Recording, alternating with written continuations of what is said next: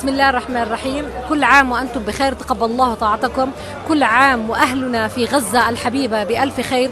كل عام وأهلنا في القدس وفي الداخل الفلسطيني وفي العالم العربي والإسلامي بألف ألف خير.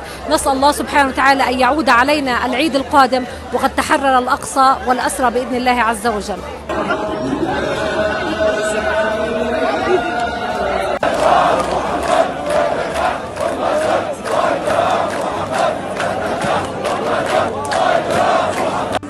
صباح الخير لأهل غزة، صباح الخير لأرض العزة، وكل عام وأنتم بخير، وعود علينا وعليكم بالصحة والسلامة إن شاء الله، وعود علينا وعليكم في تحرير غزة وتحرير القدس وتحرير فلسطين إن شاء الله إن شاء الله إن شاء الله، وكل عام وأنتم بخير.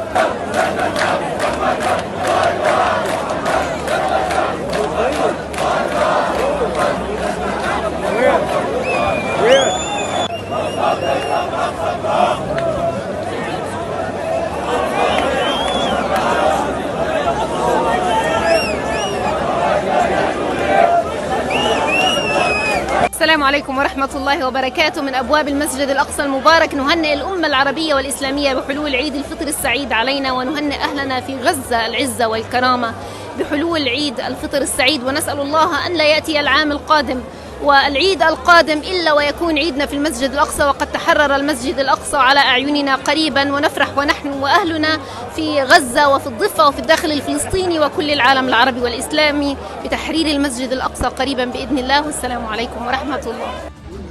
عن أرواح الشهداء الله يرحمهم.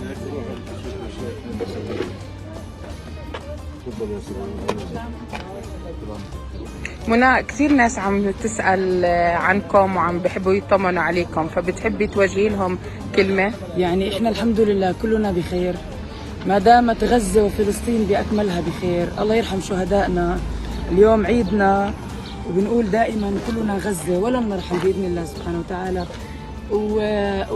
وبخير لو شو ما عملوا وشو ما سووا رغم الحصار كمان علينا في حي الشيخ جراح وعلى القدس بأكملها، إلا إنه بنيجي وبنعيد وبنشوف بعض ومستمرين في وقفاتنا. مش راح تنتهي حربنا مع العدو إلا في التحرير وإلغاء قرارات الإخلاء وإرجاع المنازل اللي تم إخلاءها لأصحابها بإذن الله.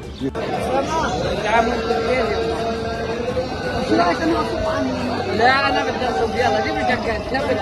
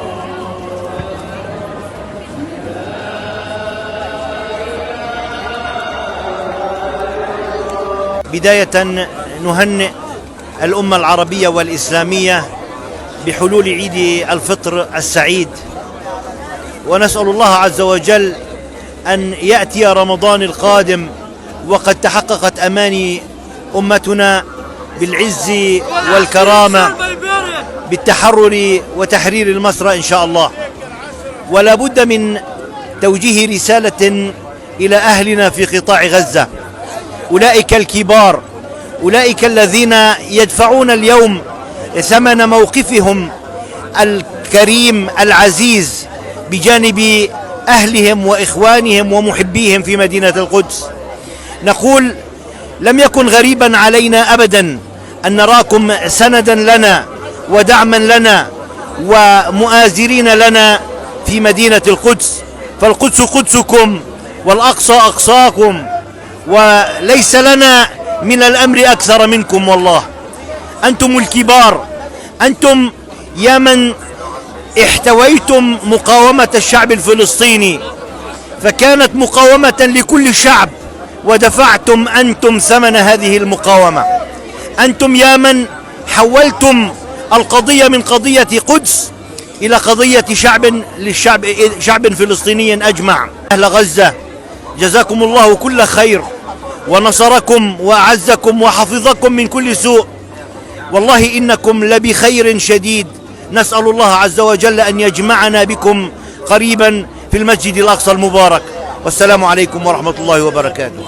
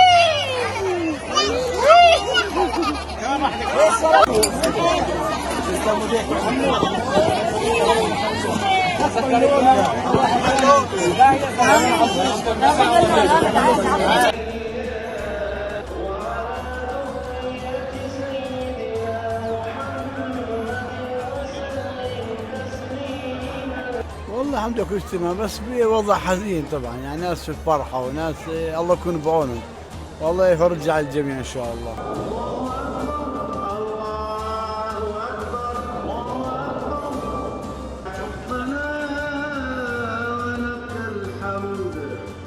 الله